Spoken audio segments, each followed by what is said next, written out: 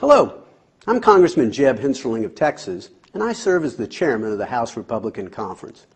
You know, unfortunately, every day we hear about some friend or some neighbor who just got laid off or still can't find a job. The Obama administration promised its stimulus plan would help keep unemployment below 8%. And instead, unemployment has been above 8% for 29 straight months, the longest stretch since the Great Depression. 14 million of our fellow citizens remain out of work. So is it any surprise that the number one question in America remains, where are the jobs? You know, by and large, it's a lack of confidence in our nation's future that's holding our economy back. Whether it's uncertainty about our national debt, uncertainty about taxes, uncertainty about all the regulations and mandates that just keep pouring out of Washington. Small business owners are pleading for the government to stop the reckless spending, balance the budget, and then just get out of the way. That's why the Republican-led House is focused on removing government barriers to private sector job growth. The kind of growth the president promised with his stimulus, but failed to deliver. As part of our plan for America's job creators, we've passed a series of jobs bills to cut wasteful Washington spending, rein in needless red tape, and increase American energy production.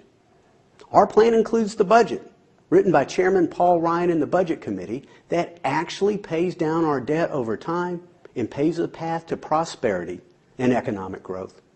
We Americans are the best entrepreneurs and workers in the world. Given a level playing field, we can compete and win against anyone, anywhere, anytime. But not as long as the policies coming out of Washington remain harmful to jobs. What we need to do is get government out of the way so our economy can get back to creating jobs. That's what makes this debate we're having about America's fiscal future so important. Our government has gotten so big, so expensive, it's keeping our economy from recovering as it should. Job creators are fearful that our $14 trillion debt is going to lead to higher taxes, which could harm their businesses and destroy even more jobs. Just this week, the co-founder of Home Depot, Bernie Marcus, when he was asked what's the single biggest impediment to job growth, he answered the U.S. government. He went on to say, if we don't lower spending and if we don't deal with paying down the debt, we're going to have to raise taxes, and when you raise taxes, you cost jobs. This sentiment is echoed by small business people and entrepreneurs from coast to coast. The American people have long since said it's time to quit spending money we don't have. It's time to stop borrowing 42 cents on the dollar, much of it from the Chinese, and then sending the bill to our children and grandchildren. Credit rating agencies have spelled out the consequences of failing to heed this message, warning that even if we're able to avoid any type of default that may very well downgrade our status unless we take serious action to get our fiscal house in order. That's why the House this week passed cut, cap, and balance legislation. First, the legislation immediately cuts government spending to 2008 levels. You know, I just haven't really met anybody who thought government was too small before President Obama became president.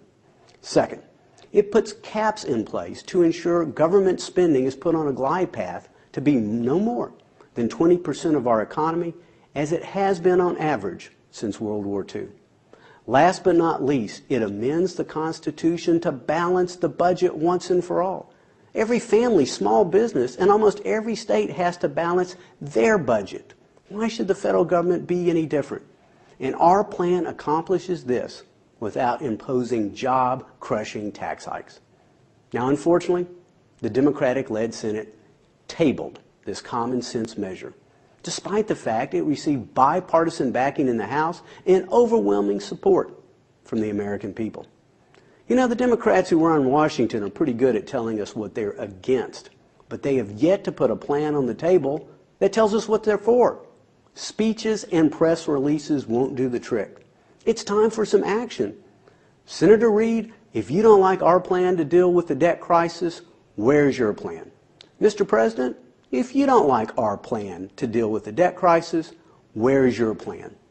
If we're going to avoid any type of default and downgrade, if we're going to resume job creation in America, the President and his allies need to listen to the people and work with Republicans to cut up the credit cards once and for all. It's time to cut, cap, and balance. That's what will give us jobs, hope, and opportunity. Thank you for listening.